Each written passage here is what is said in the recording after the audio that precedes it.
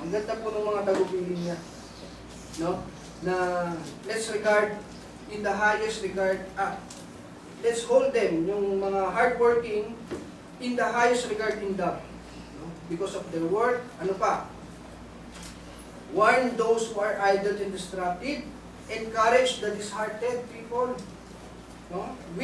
Help the weak, no? Be patient with everyone, and make sure that nobody pays back wrong for wrong.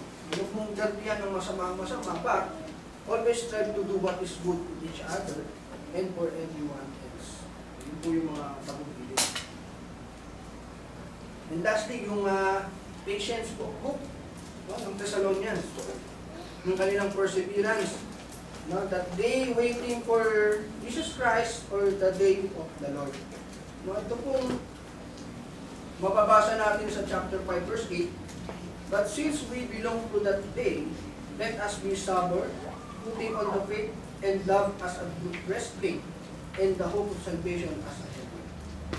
Ang pagbabalik nga po ng ating Panginoong Jesus, ang pag-describe po dito ay parang pagdating ng isang magnanakaw sa gabi.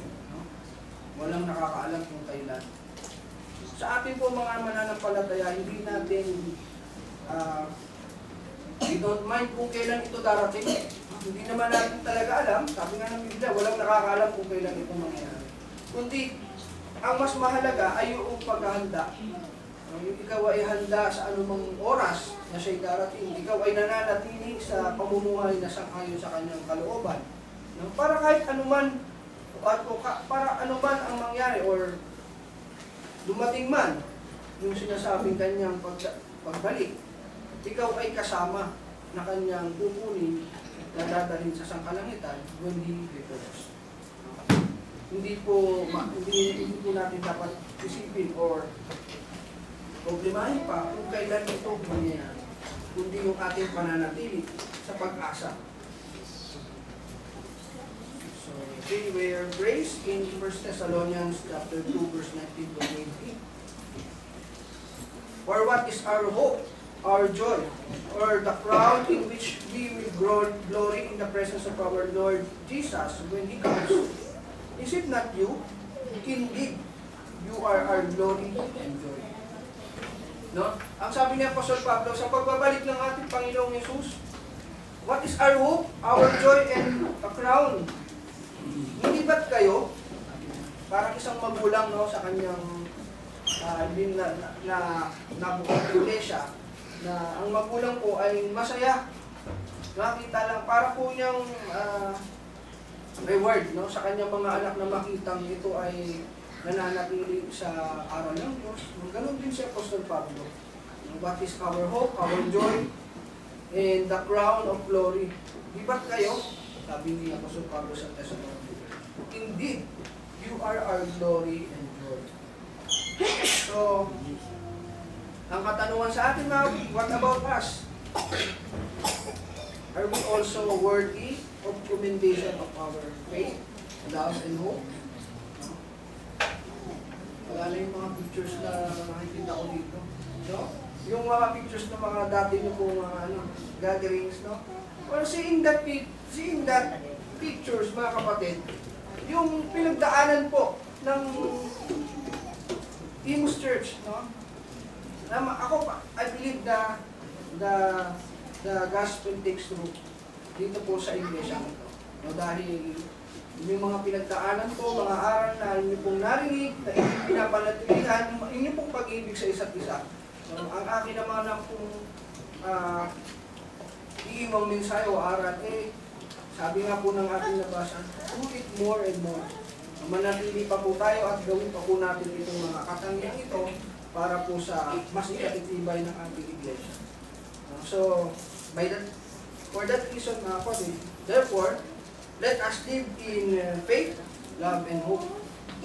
Na ating pong nakita ng halimbawa sa Thessalonian Church, at tayo po ay karapat-dapat din na purihin sa ating pananampalataya, pag-ibig at pag-asa na ating pinapanatilihan. So, maraming salamat po. Magandang umaga.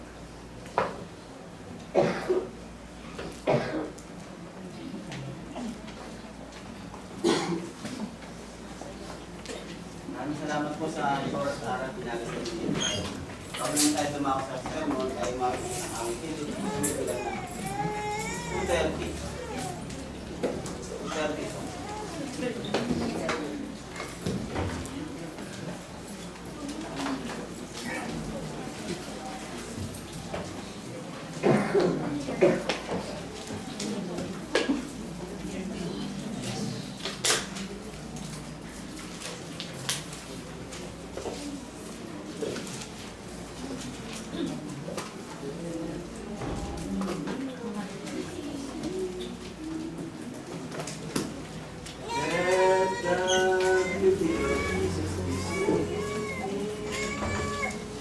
Ready? Sing. Let the beauty of Jesus be seen. All this wonderful passion and purity. Great Spirit divine, all by being refined. Let the beauty of Jesus be seen in me.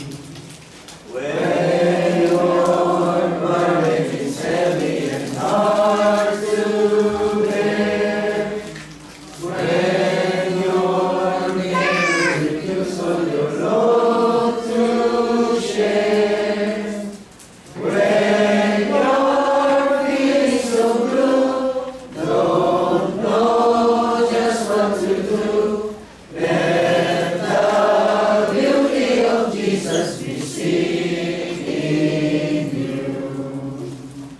When somebody has been so unkind to you, some words spoken that pierces you through and through, think how he was reviled, spat upon and reviled. Let the beauty of Jesus be seen in you.